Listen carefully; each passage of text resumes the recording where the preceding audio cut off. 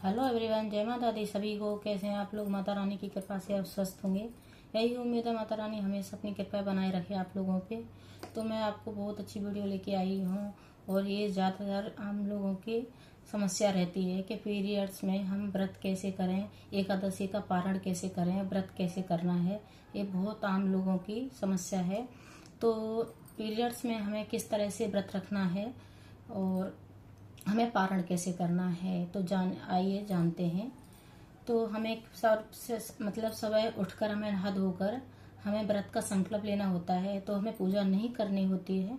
अगर आपके पास कोई बच्चा है या हस्बैंड है या सासू से कोई भी है घर के सदस्य में से, उस पर आप पूजा अर्चना करवा सकते हैं। उसको उठा लें, सुबह नहला धुला दें, फिर वो पूजा अर्चना कर सकता है। और ठाकुर जी का जो नहलाते हैं, जो उसका पंचामृत अमृत का हम पान करते हैं, तो वो हम 7 बार करते हैं और तुलसी दल भी डालते हैं।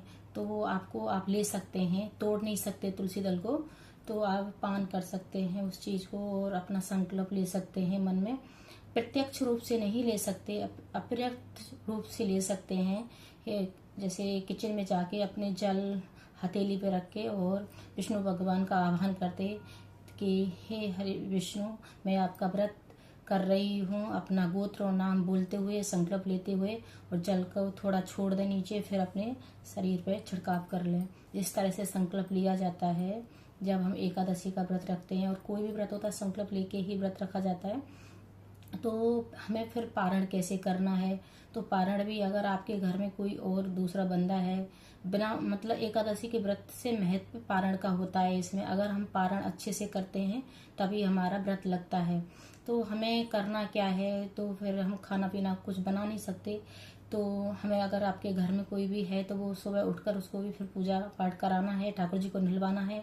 उसके जो नहाने का जो पानी है ठाकुर जी का, उसका हमें पान करना है, 7 बार करना है। करने के बाद हमें खीर का भोग लगाना है। ये है कि द्वादशी में हमें खीर का पान जरूर करना चाहिए जब एकादशी का पारण करते हैं। और एकादशी का पारण हमें निश्चित रूप से जो शुभ मुहूर्त होते हैं उसी में ही करना चाहिए, क्योंकि पारण का भी एक नियम होता है। एकादशी के जो पारण होता है व्रत का, वो हमें एक निश्चित मुहूर्त में ही करना होता है।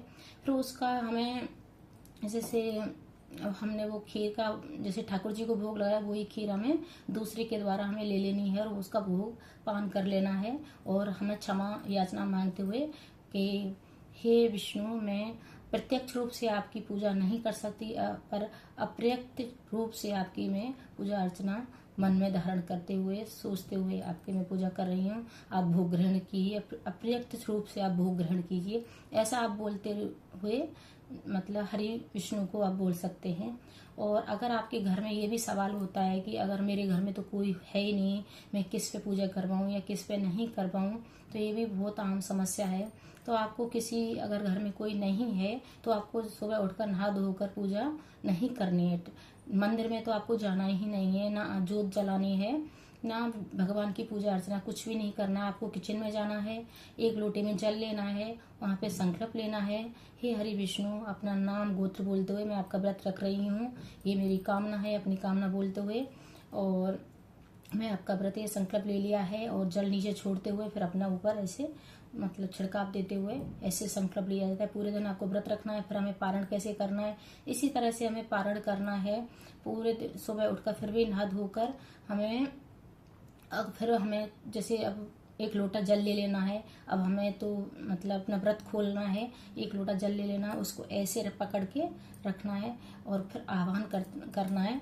प्रत्यक्ष रूप से नहीं करना है, अप्रत्यक्ष रूप से करना है कि हरि विष्णु, मैं आपका आह्वान करती हूँ, मेरा व्रत खोल रही हूँ, मेरा ये व्रत पूर्ण कीजिए और मैं मेरा पारण कर रही हूँ व्रत, आप मेरा व्रत खुलवाइए। तो ऐसे उसमें से जल लेके अपना पान कीजिए। उसको पान करने के बाद अपना फिर थोड़ी सी खीर चढ़ा दिए किचन में। खीर चढ़ाने के बाद आप भोग फिर नहीं लगा सकते, ठाकुर जी का भोग तो लगा ही नहीं सकते हैं, क्योंकि मंदिर में तो जाना ही अलाउ नहीं है। तो आपको फिर ऐसे ही हरे विष्णु का आह्वान करते हुए, जैसे कोई कटोरी या बर्तन में कुछ में खीर ले लेना है कि हे हरे विष्णु, मैं आपका प्रत्यक्ष रूप से आपको आह्वान नहीं कर सकती, अप्रत्यक्ष रूप से आपका आह्वान करते हुए और जैसे मेरे व्रत का मैं पारण कर रही हूँ, इसको पूर्ण कीजिए। ये प्रसाद है, आप इसमें प्रसाद का भोग लगाइए। फिर ऐसे बोलते हुए फिर अब आपको खीर खा लेनी है। इस तरह से आपका व्रत पूर्ण हो जाएगा। अगर पीरियड्स में आप कर सकते हैं, ऐसी कोई बात नहीं है।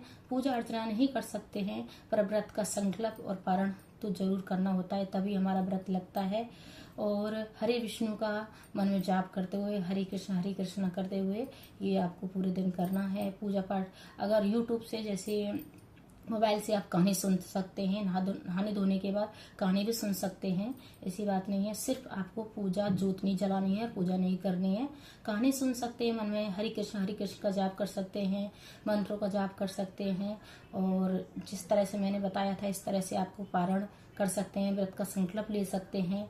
और इसी तरह से कोई भी व्रत शास्त्रों में होता है, पारण के बिना व्रत नहीं लगता। पारण बहुत जरूरी है। और एकादशी के व्रत में तो सर्वप्रथम पारण के बिना कुछ भी नहीं होता।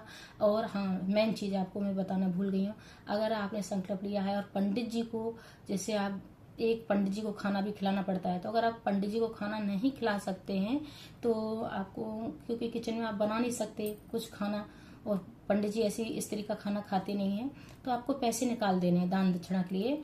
जैसे 51 रुपये, 101 जो भी निकालना है दक्षिणा के रूप में, आपको वो निकाल देना है। फिर वो जब आप सर धुल के नहा लें, तब मंदिर में जाके आप उस कोई दक्षिणा है जो उसको देके पंडित जी को आ सकते हैं। इस तरह से हमारा व्रत पूर्ण हो जाता है। और कोई भी स्थिति में ऐसा नहीं है कि हमारा व्रत पूर्ण नहीं होता है। इसी तरह से आप पीरियड्स में व्रत रख सकते हैं। अगर मेरी वीडियो थोड़ी सी यूजफुल लगी हो तो लाइक करें, शेयर करें, कमेंट करें। और हरे विष्णु हरे विष्णु हरे विष्णु। सभी को हरे कृष्ण। जय हो।